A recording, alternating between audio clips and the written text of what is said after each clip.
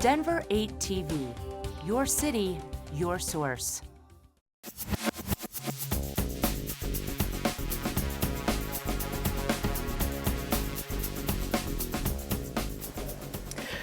Good morning, everyone. Thank you for taking the time to come out this morning. I want to begin by thanking, first and foremost, the public for providing input on how best to reform the Denver Sheriff Department in a great way, and also for their patience as the city stepped back to engage in this comprehensive assessment of the department. While it has taken some time to complete, we have been open and honest in our quest to receive substantive recommendations that will not just put a Band-Aid on the Denver Sheriff Department's problems, but rather will make it one of the best in the country.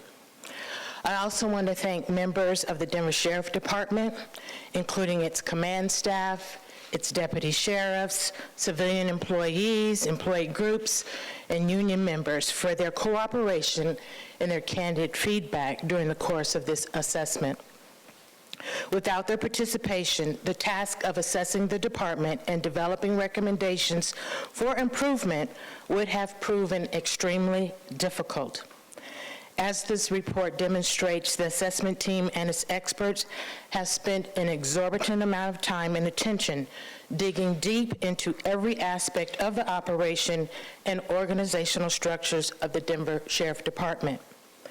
That work has resulted in more than 270 recommendations that span across considerations of leadership, supervision, strategic planning, organization and administration, jail management and operations, staffing and performance optimization, training, human resources, technology, emergency preparedness, use of force, and of course, internal affairs. The findings and the recommendations in the report will be taken into account, along with the 70+ recommendations for improvement that resulted from phase 1 of the reform effort and from the 2015 jail operations audit conducted by the Denver auditor. The Sheriff Department clearly has its challenges, but by making needed adjustments to leadership and accountability, taking the time to revise its strategic plan, mission, and vision, executing on professional correctional services, and implementing reforms and recommendations outlined, the department will be transformed. I'd like to now introduce Mr. Arnett Hines from our assessment team of Hillard and Hines. Thank you, Executive Director O'Malley. Good morning. Today, Hillard Hines and the OIR team completed the independent assessment of the Denver Sheriff's Department with our delivery of the final report to the mayor and his leaders today. Our work began in late October of last year. After multiple visits, more than 120 interviews, and the thorough review and examination of countless policies, procedures, and processes, our analysis has led to 14 key findings and over 270 recommendations that cross the operations within the Sheriff's Department. Collectively, these findings and recommendations, and most importantly, the future implementation of them, will help transform the Sheriff's Department, regain the support of Denver citizens, and set the department on a course to better serve your community with the law enforcement and corrections services you should not only expect, but demand. The challenge this department is confronting is not unlike those in a growing number of law enforcement communities around the country. To regain the public's trust, the city and county of Denver need to bring immediate, extensive, and sustained reforms to almost every area of the Denver Sheriff's Department's operations. The most important areas requiring reform include leadership and supervision at all levels within the department, the development of an execution of a strategic plan that guides the implementation and recommendations of this report, and finally, the fundamental improvements to the use of force policies, practices, internal affairs, staffing, and jail management operations. During our assessment, we found the frank and honest input from so many members of the community to be crucial to our work. Our report shows there is reason for your concern. Your call for change is justified. We think it is important to note that we also believe the department is also ready for change.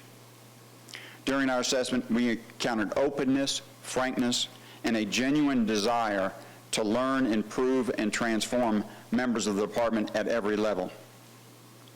The mayor and your city leaders have clearly demonstrated their desire to pursue change in a purposeful, meaningful, and transparent way with the ordering of this independent assessment. With this type of leadership and transparency, we believe meaningful change has already begun in this Sheriff's Department. And with that, I'd like to ask Mike Giannacco to join. Also with me today is Kim Boucher, our Chief Operating Officer, who provided executive leadership and on-the-ground support, with our project leader, Rob Davis, who served as our executive leader of the assessment team. And then with Mike is Julie Rullian, another colleague of his, who were on the ground here as well. So, Mike?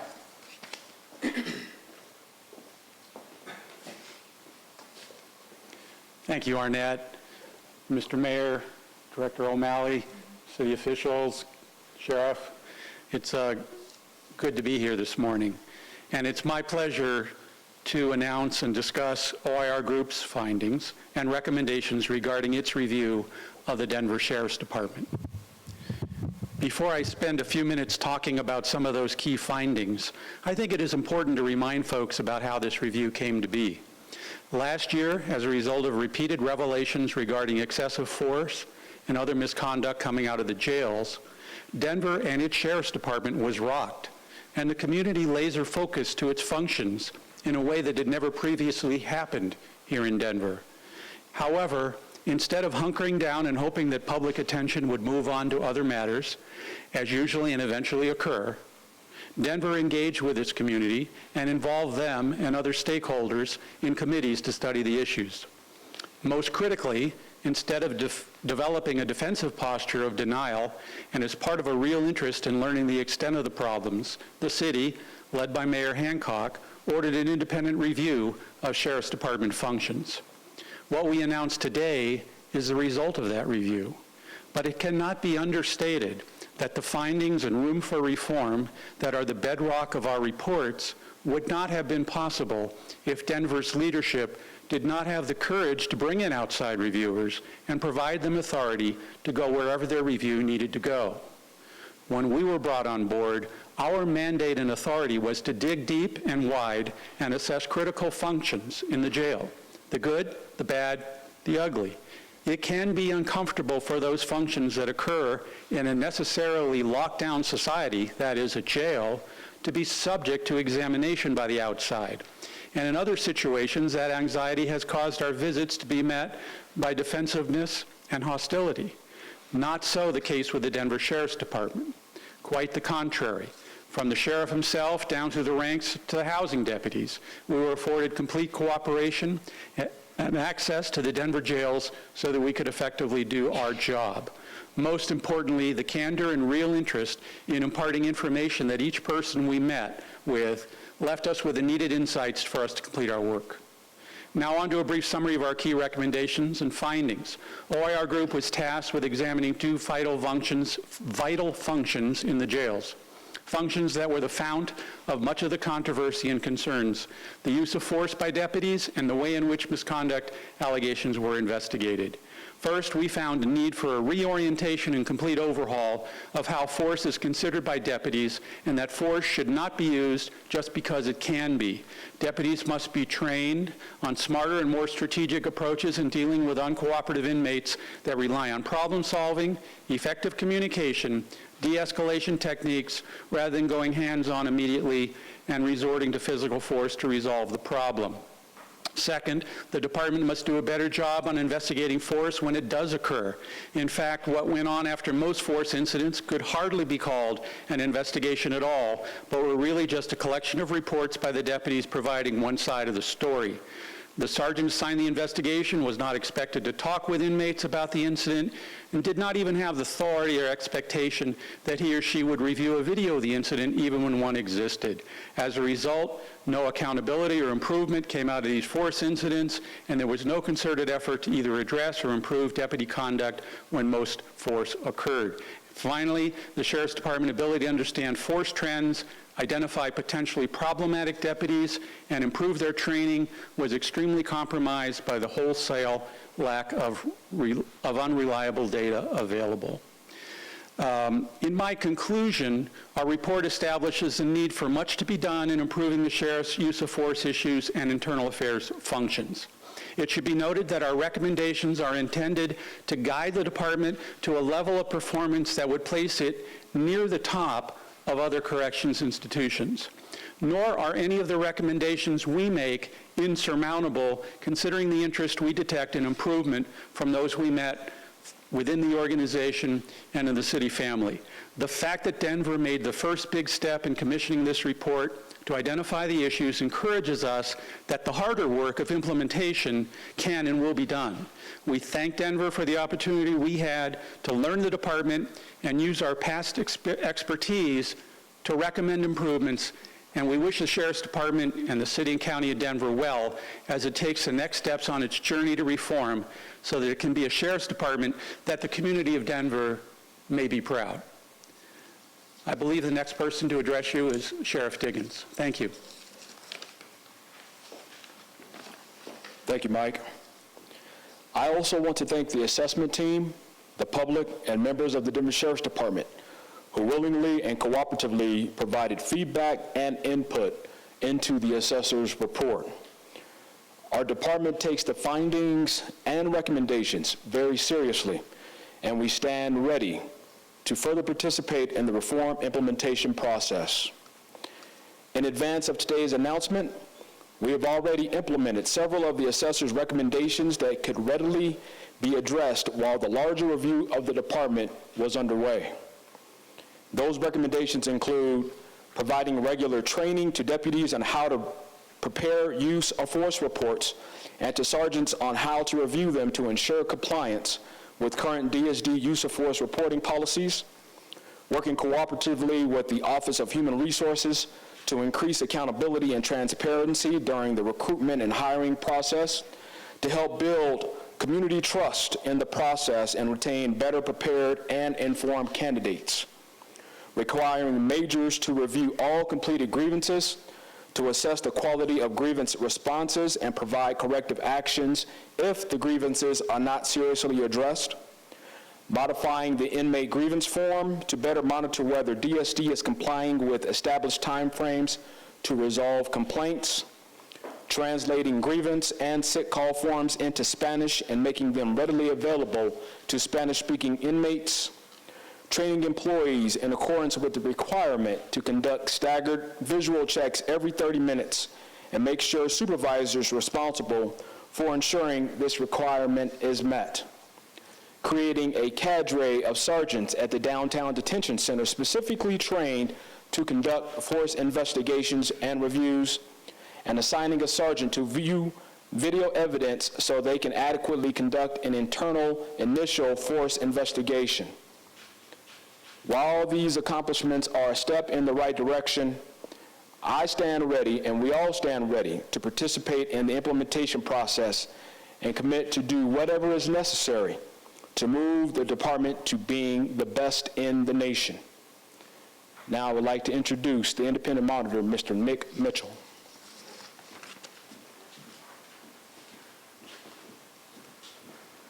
Good morning. I want to begin by recognizing the community contributions to the report that's being released today. Throughout this process, community members raised important and insightful concerns about the Sheriff Department, a number of which led to recommendations in this report. The community has played and will continue to play a critical role in the reform of the Sheriff Department. I also want to thank the consulting teams for bringing their substantial expertise and experience to bear in generating the report. Many people in this room and throughout this city share a common goal of ensuring that the Sheriff Department improves so the inmates in Denver's custody are held in a safe environment, and that our jails are operated consistent with national standards and community expectations. I believe that the implementation of the recommendations in this report will help to advance that goal and bring meaningful reform to the Sheriff Department. I want to thank the mayor for including me on the implementation team, and I expect that my role will be unique in the reform process. As independent monitor, I plan to advise safety stakeholders as they implement these recommendations, while independently assessing and keeping the public apprised of the pace and progress of reform, as I have done in the past through reports issued by my office. With that, I turn it over to Mayor Hancock. Thank you, Nick. And let me acknowledge that this is a turning point for the Denver Sheriff's Department. Today, we take this report and turn boldly toward the future of this department. Let me again thank Sheriff Diggins and Executive Director of Safety, Stephanie O'Malley. Self-reflection takes leadership, and it's very difficult. But you have to be open, honest, and transparent with your critics and with yourself. You have to set a phenomenal example for the rest of the department, and that's what we set out to do last summer. We knew this was not going to be pretty, but it was important that we got all the issues in front of us. I want to thank the entire steering committee for their guidance and their engagement. And of course, I want to thank Hillard Hines and OIR for their diligent work. This report, as you can tell, dug very deep within the department. This report is substantive, it is thoughtful, and it was clearly the right move to get an unbiased insight needed to deliver a sheriff department we can all ultimately be proud of. I commit to you and to the entire community that we will move with urgent resolve to make short and long-term changes to improve this department. And when I say all of us, I am talking about the sheriffs in those facilities. I'm talking about the concerned community that we all spent time hearing from, and I'm talking about the leadership of this city. It will take all of us to affect real reform. So the next steps, I think, are important to outline. Understanding the magnitude of the changes ahead, today we launch the search for a new sheriff. It will be a national search. And what I'm looking for is a change agent, someone who will make the hard decisions while also working with our community and the leadership of this city to attain the collective vision that we have for the Sheriff's Department. Understanding the depth of the change ahead, we have also put together a team to take action. There are a lot of considerations to take into account. As you said, we have, as you heard already, we have over 200 recommendations to consider. We must consider the budget ramifications, leadership and staffing considerations, community expectations as we move forward. To implement this in a thoughtful way that will create long-lasting reform and a new culture in this department, we have to do this right now. Having our budget team, city council, and legal advisors, as well as union and community reps on this team, will help us implement real change. Today, I'm appointing the implementation team that's been alluded to on a couple occasions already. Executive Director of Safety, Stephanie O'Malley, will chair the implementation team. Members will include the Sheriff, Interim Sheriff Elias Diggins, Independent Monitor Nick Mitchell, City Attorney Scott Martinez, Brendan Hanlon, our Budget Director for the city, Councilman Paul Lopez, President of the Denver Sheriff Lodge 27, Mike Jackson, and Peak Performance staff member Sean Smith. They will give immediate priority to recommendations focused on leadership and performance accountability, professional correction services, accountability for violations of department policies, procedures, and department and post orders. Staffing specifically related to reducing overtime and properly deploying existing sworn personnel. Safety for deputies and inmates, of course, will be part of our high priority. We will use the implementation plan as our strategic roadmap to reform. It will be reviewed as a living, working document to set a high bar for this department. After the implementation plan is developed, we will convene with the community and let them know exactly how we intend to move forward, where and when they should hold us accountable, and how they can help.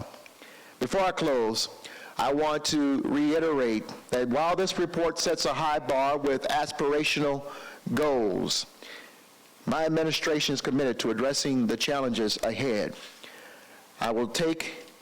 This entire administration will take time to focus, and it will take time to implement these strategies as we deploy them. But that is exactly why we are here and why we were elected. And quite frankly, I consider it an honor to be here at this time, serving the people of Denver during these challenging times. Because ultimately, it's about where we're going to stand during the chaos in order to help get us through these difficult times. And again, to move this city and this department forward to where we believe we ought to be and where the people of Denver should expect us to be. And with that, I think we're going to open it up before we get back to work to question and answers as you have them. Any? Going once? Going quiet? Yes. You hear the reviewers say that some of the most of some of the investigations were hardly investigations at all on force incidents. How does that make you feel? What's your reaction to that? Well, this whole report, nothing about this report is pretty. I'm appreciative of the sheriff deputies that were honest and candid, community members that were honest and candid. But the reality is, he said the good, bad, and the ugly, and we're at the bad. We're going to try to do everything we can to make sure it doesn't resort to the ugly. And the bottom line is that we're going to work together as a city to correct it. That's why we did this. It wasn't about hiding from the ugly or the bad. It was about putting it in front of us so we can begin to correct it, and that's what we're planning to do. You said it wasn't about hiding from the ugly, but you, Mr. Mayor, were silent as a lot of these things went on. You said absolutely nothing. That's not true. I may not have said it to you, but I didn't say anything to you, but the reality is that this administration, the moment we started seeing some of these repeated challenges in the Sheriff's Department, immediately began. And by the way, let me thank Nick Mitchell as our independent monitor, who also brought some of these issues to light. And when he came to brief me on his annual report, we immediately began to take a look at these issues. I don't serve in these jobs to look at the ugly and then go out and try to do PR. Let's attack it. Let's address the issue. And the more we try to attract and deal with the issues, the more we started seeing more issues percolating. That's why we went to an unbiased team to help us begin to look at it. We had a sense that there was more beneath the surface, and we wanted to get beneath the surface so that we just did not address symptoms, but that we get to the root of the problems. And there are over 200 recommendations here. There are 14 findings here. There's nothing on the table here that is not fixable. It's going to start with solid leadership, and we're going to make sure we find the right person. Yes, Jeremy? A lot of recommendations, as you mentioned. Do you disagree with any of the report's findings? Nope. Again, they dug deep. They found them. These are not things that would immediately percolate. A lot of this is in the weeds kind of stuff, but stuff brought together collectively can create a major problem. And we have seen some of those major problems, and we intend to fix them. Yes? A lot of the recommendations outlined in this report were already brought up in reports from the independent monitor or the Denver auditor. Why does your administration want to wait until this independent report before making some more drastic changes? You might recall that the auditor's report came out while we were in the throes of this analysis, and so we had not waited, by the way. We had been fixing some of the low-hanging fruit, some of the things that we saw on the surface. Again, at the end of the day, we brought in an independent group to help us get to the causes of these things. We couldn't do it. Even some of the stuff that the auditor brought out didn't go as deep as this group. The independent monitors have the capacity to go as deep as this group did. And I'm one of those folks that if we're going to really fix the problem, then let's fix the problem. Let's not fix the sniffle. Let's find out what the problem is. And that's what this group helped us to do. But in the meantime, the sheriff and the director of safety were beginning to address some of the things that we identified early on moving forward. But we also didn't want to preempt some of these things to create further complications as we went to correct some of the major problems. You want to say anything else on that, Director? What I would say is we were always focused on getting a holistic picture of all of the things that were going on in the department, and to make effective change, we wanted the entire picture. some of the things more material than others. We didn't want to begin to make adjustments to material things that might impact and affect other things, or small things that may, in a greater way, have a huge impact in a piecemeal fashion. I thought it was a better approach, as I've said publicly before, to garner all of this information before implementing those things that really, really deserve a huge amount of attention and focus. And they've divulged those things for us, and I think now that we have the results of all of this work, as I mentioned earlier, through the task forces, through the auditor's report, and this comprehensive assessment, we'll have a better guide holistically to understand where we need to go in terms of implementation. So which of these areas and recommendations received your first priority? Some of the things that stood out for us and for me personally, of course, the leadership is a huge one that has spanned across all of these assessments in terms of a concern. Policies and procedures is a big one, and adherence to them. Accountability throughout the department and throughout the ranks at all levels. Also, the overtime considerations with regards to staffing, how we can better right-size this department, how we can better deploy existing personnel so as not to be experiencing the extent of overtime that we are right now. Those are a few. There's some more questions. This review also, doesn't part of it stem from Judge Kane's order in the Jamal Hunter case that a review of the department need to be done? Does this satisfy one of his requirements? Certainly there was a short bar that came out of the Hunter case that a review needed to occur. This goes well above and beyond that. The order required for us to start in a review. This goes well above and beyond, and it goes to a deep level that actually takes the city forward. Last question? Wasn't the city attorney's office, is that also required to have a review, and so where's that at? Yeah, so that same thing, that's an ongoing analysis, and that's in its final phases right now. It's an independent review, so it'll be, because it's independent, we're letting them finish on their own timeline.